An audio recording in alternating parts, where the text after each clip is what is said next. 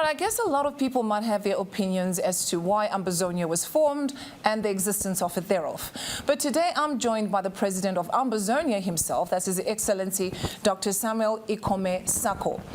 President Samuel Ikome Sako, thank you so much for joining me on the program today. But firstly, let me start by congratulating you on your Independence Day, which was actually yesterday, the 1st of October. Thank you for having me. All right, so Mr. President, you need to help our viewers understand the history of this Anglophone marginalization in Cameroon. So most say it's about the South versus the North when talking about Cameroon conflict. But let's get things straight here. What do you cite as the real source of the conflict in the Ambazonia region? Yes, I need to correct the gentleman, Dr. Fominho, that I know very well. I will have to start by correcting some things that he said. The origin of the problem that now exists between the Southern Cameroon and the Republic of Cameroon is not a minority problem. It's not a marginalization problem. You see, there is a difference between the problem and the consequences of the problem. So what he and many other analysts are focused on, especially those with a one Cameroon mentality, is to present the problem as a minority problem, a marginalization problem. And when it comes to minority and marginalization, that exists in any country. Virtually every country that is not monolithic. There will be, with different ethnicities, there is some kind of minority problem, even in the United States. So we cannot characterize the problem of that's going on behind the conflict in Ambazonia as a minority or marginalization or whatever. The problem in the Southern Cameroon,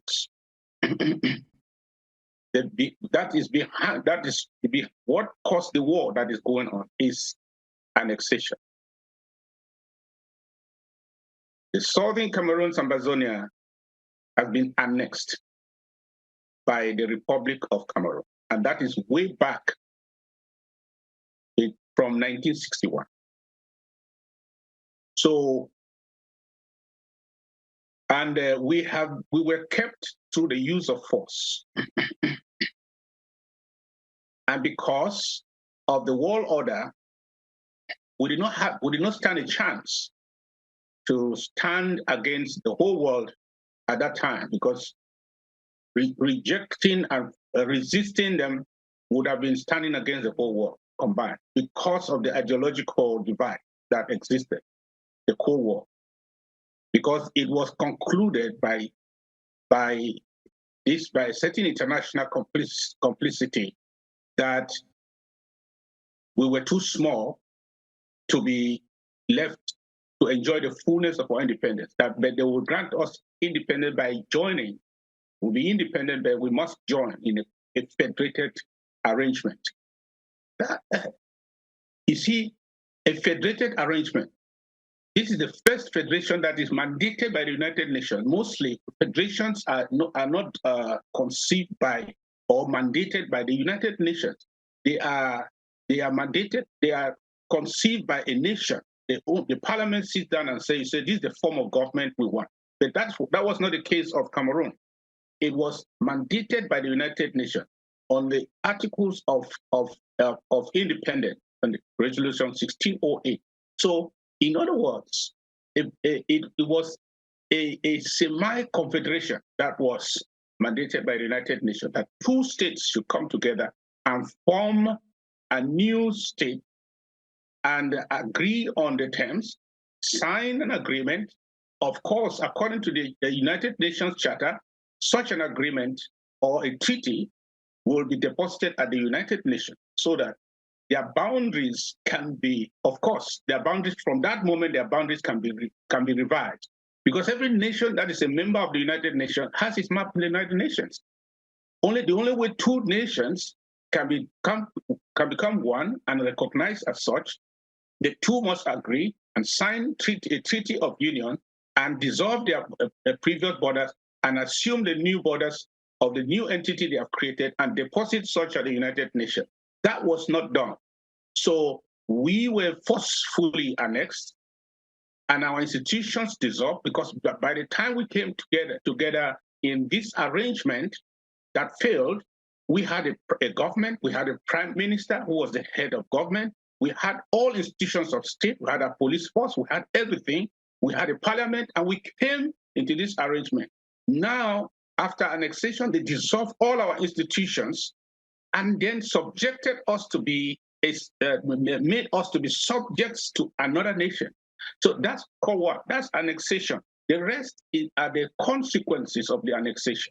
So when you, otherwise, if you call it marginalization, every other part of the so-called Cameroon has a story of marginalization, has a story of some kind of minority, because there are many tribes, so many tribes, I think close to 200 tribes in Cameroon. So there will be here and there problems of marginalization. We are not a tribe.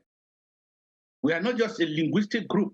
We are a country duly recognized with internationally recognized borders demarcated by the League of Nations. Our pillars are there.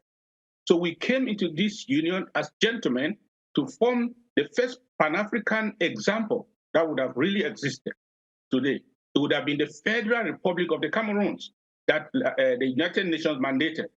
Now, they rejected it and they said, they call it reunification. And I heard the gentleman say, there was reunification. There was nothing like reunification. They described it as reunification because that's the code word for annexation. In reality, it was a unification of two states of equal status. Does it sound like reunification? No. Reunification is the mentality that they have conquered us back. Therefore, that's annexation. We're not conquered. We came through a political process to join a brother who had been under French administration for more than 40 years. We were under the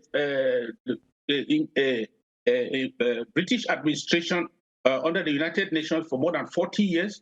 We have achieved self-government. They have achieved self-government, and the United Nations said, by their own decision, it wasn't our decision, that we should form a confederation of two states of equal status. And instead of that, they annexed us. They dissolved our institution, dismissed our prime minister, dissolved our everything, and then sent gendarmes and took over our territory and started targeting our political leaders. Many of them have been eliminated. Some of us are on exile many years before even the escalation. From 2016 was not the beginning of the problem. It was an escalation of the problem because we got to the point where all facets of our society decided that enough is enough. What they call civil society is everything that was left of the Southern Cameroon. All institutions haven't been dissolved. These are the people who said enough is enough. The solution is to go back to our sovereignty. Otherwise, we will continue to be as slaves to you people. And then they started using helicopter gunship to shoot us from the air and kill thousands and impose an internet blackout for 3 months plus, and kept killing us, extracting people, killing them. And our people had to find a way naturally to resist and survive.